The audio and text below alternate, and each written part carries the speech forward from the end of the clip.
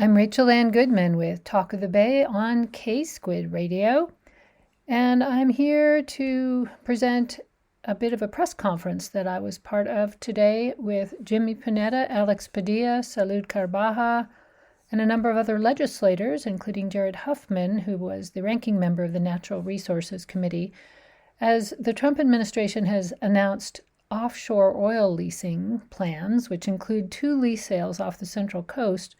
Congress members gathered today for a press conference to tell about how they're going to resist this assault on our natural resources. Thanks so much, everybody. We will actually open it to reporter Q&A now. So if you have a question, please use the raise hand function. It's under the little react heart. And then we will call on you. So first, hey, Lauren Schmidt with KPFA. My question is kind of twofold. On Wednesday, the Trump administration moved to roll back protections for endangered species and their critical habitats, including actions by NOAA's National Marine Fisheries Service, stripping safeguards for manatees, endangered whales. Do you believe that is connected to today's announcement? And also, Democrats have stated that they intend to fight with everything you have against the drilling. Can you elaborate on what that looks like in practice, legislatively, legally, or through oversight? Thank you. I'll take a stab at getting us started on that. Unfortunately, Lauren, there is such a scorched earth assault on our environment in every direction that not all of it is connected. I am sure that it'll be a little bit easier to go through the drilling process if some of these ESA protections are relaxed, but they've been gunning for the ESA, long before this plan was rolled out. So I just think it's part of a vast, comprehensive assault on our fundamental bedrock environmental laws. As far as what our fight is going to look like, we stood this press conference up on about an hour's notice.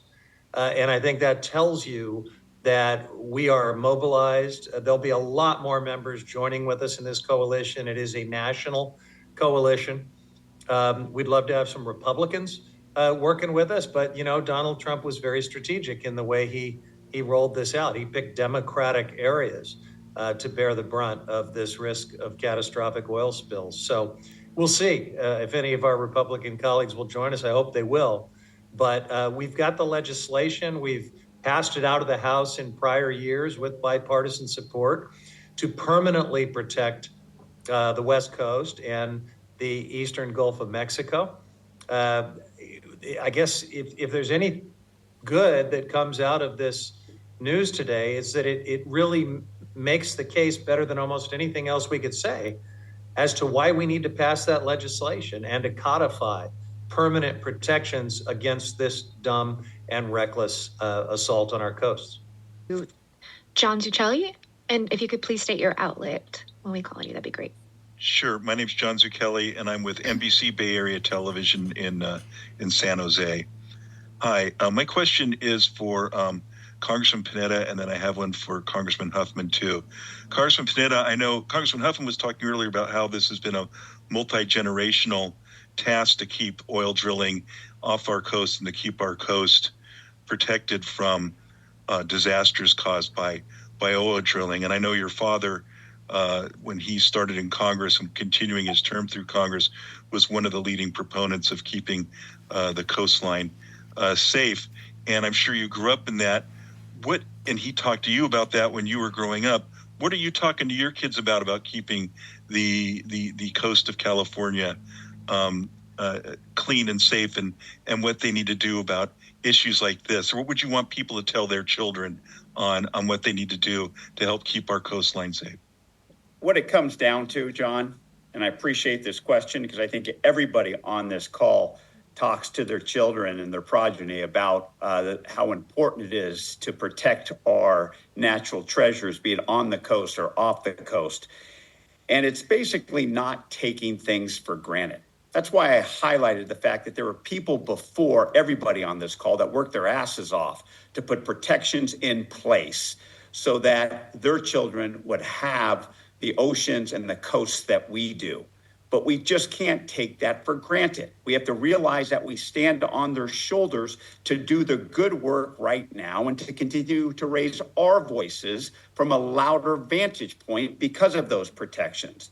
But like I said, even though those protections are in place with the national marine sanctuaries that we're so fortunate to have, you still can't trust this administration. They've demonstrated it in a number of ways, especially now with these proposed leases. Despite those protections, they're going to want to get in there. They may not have the oil infrastructure off our coast, thanks to what our state representatives did and our city and coastal representatives did to prevent that. But now there's technology that may allow ships to come in from the oil rigs and remove that oil off the coast. So you can never underestimate the advancements of technology that then may be able to get around these protections. That's why we want to demonstrate today, not just for our children, but for everybody, to continue to not take for granted the protections are in place, continue to do whatever we need to do to ensure that those protections remain strong, and do what we have to do to make them stronger. Thank you. And really quick for Congressman Huffman, too.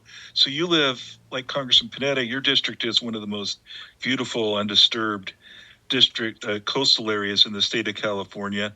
And this is a real threat, people are saying, to that area. What do you think your people could do, that your constituents can do to actually make a difference? Because it seems like, you hear that, and it looks like a lot of times the Trump administration just kind of says, the heck with the rules, I'm going to do what I want anyway. Is there anything that they can do to help make a difference? Protest, letter writing? There's a lot. And, we've been through this fight before. The folks up and down the California coast have been fighting to save it, as Jimmy Panetta and others have pointed out, for generations now. And they know that this is a winnable fight. So they're going to kick right into gear. They will support the legislative fix. They will rev up public opinion and working through the media and with lawyers and with our state and local government partners. This is going to be a comprehensive war plan, and we're going to stop this. We're going to kill it off. But I think the message to everyone up and down the coast, especially the younger folks who maybe, weren't around in 1969 or, haven't been part of these previous battles, don't ever take our coastal protections for granted. We are going to have to refight and re-win some of these battles that many of you probably thought were already won and tucked away and were could never be challenged. That's not the case now. We're in a new place with an administration that is just doing some pretty unthinkable things. But we'll win. We'll come together. We'll fight, and we'll win this. And Ranking Member, if I may, John, I've been informed there will be a public comment period on these proposals. It was interesting because when they leaked the initial draft, or that draft got leaked, they weren't going to have public comment. But I guess in this proposal, there is public comment. That's one of the best ways that people up and down the California coast and inland can get involved. Thank you both very much. Thank you. Now we'll move to Matt Brown with Associated Press. I appreciate the time. My original question, I think Representative Huffman maybe already answered, which was who among Republicans in Congress do y'all count as allies in this? So let me ask it this way.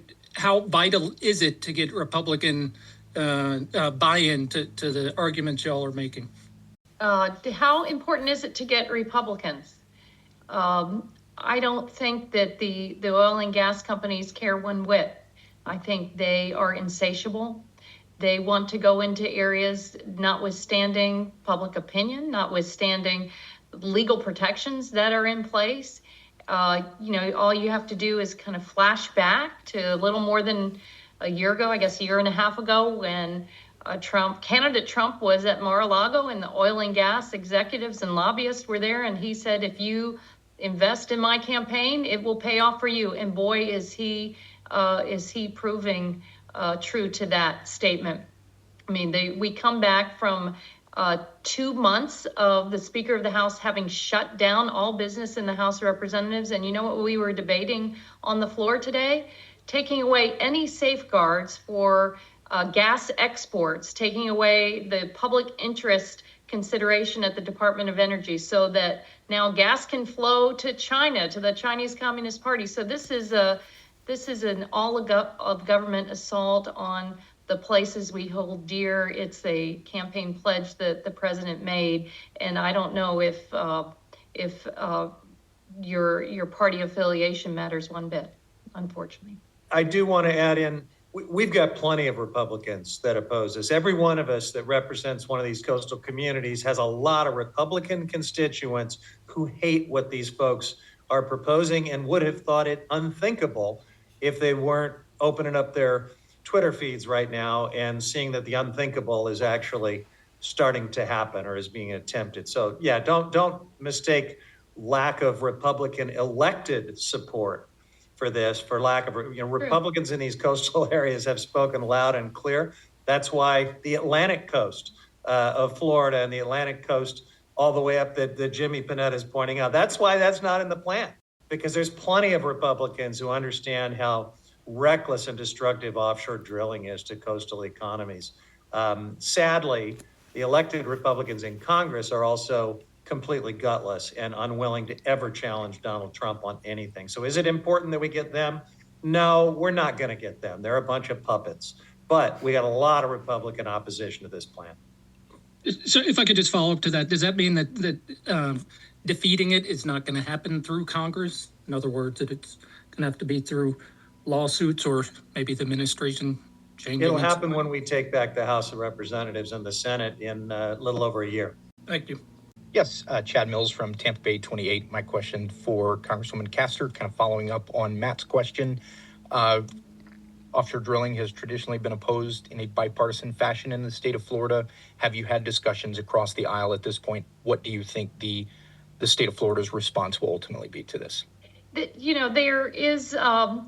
are bipartisan bills. Congressman Vern Buchanan and Gus Villarakas are co-sponsors of my Florida Coastal Protection Act that would permanently enshrine into law the prohibition, a ban on drilling off of the Florida coastline. So I look forward to speaking with them quite soon. Hopefully they will raise their voices. But what I've learned here is a lot of this is top down from the White House. And when the White House says jump, usually the Speaker of the House says how high. I mean, just look at the fact that the Speaker was willing to shut down the House of Representatives for 2 months while we were facing a healthcare crisis among millions of Americans, and they wanted to avoid a vote on the Epstein files. But that is a lesson too.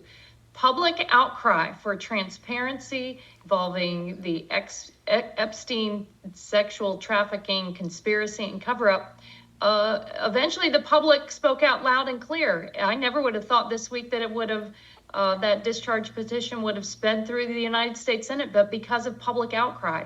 So I think it's an all hands on deck moment for folks who value our beautiful coastal areas, who value the economic importance, the fishing industries off of the coast of Florida, off the Panhandle. We have a military training ground that is not consistent with oil drilling. And Floridians have spoken loud and clear in the past. 70% passed the constitutional amendment into law for no oil drilling. And I would think after Deepwater Horizon, folks understand the damage and the risks that oil drilling presents us. Thank you, Congresswoman. Thank you so much. Rachel? Yes, hi, Rachel Goodman with K-Squid Radio in the Monterey Bay. A question for Jimmy Panetta. Someone mentioned the midterms. Is it possible to slow walk all of these lease applications till the next election so that we can sweep them out of office, the people who are in favor of this? Well, I think as we're seeing right now, this is going to be a leasing plan and probably done through the administration. But just like looking back at the action of what the people did in Trump 1.0, they got involved. They overwhelmed the public comments that took, because each of those have to be responded to and looked at. They overwhelmed them. And so it's sort of, like I said, put up certain barriers for that administration to really kind of be stalled out on what happened. That's what's going to happen now. I literally just sent a text to my staff. We're going to have a sit down right after that. what is going to be our plan for public engagement. We're going to push this out there so that all of our constituents understand how important it is to get involved when it comes to that public comment section. So right now, look, I'm always looking to take back the House, and especially come 2026. And I think we did an excellent job this past November in making people realize what they need to do when it comes to voting and getting out the vote. You bet that's going to help. But in the meantime, let's make sure that everybody gets involved and pushes back on this administration, be it in California to Florida, and even up and down the Eastern Seaboard. They may not be having these leases, but it's going to take everybody getting involved to push back. That's how it's going to be. And then, of course, the legal disputes that we're going to have. It hasn't been Congress, based on the lack of leadership by Speaker Johnson, kowtowing to President Trump, but it's been the courts that have been the bulwark in pushing back on this administration, and they're going to be getting involved too. So you're right. We're always looking at 2026, but in the meantime, it's going to be up to the courts, and most importantly, the people getting involved with our democracy to push back on this administration to stop these oil leases. James Michaelis with Politico. Just a quick question for any of the members here.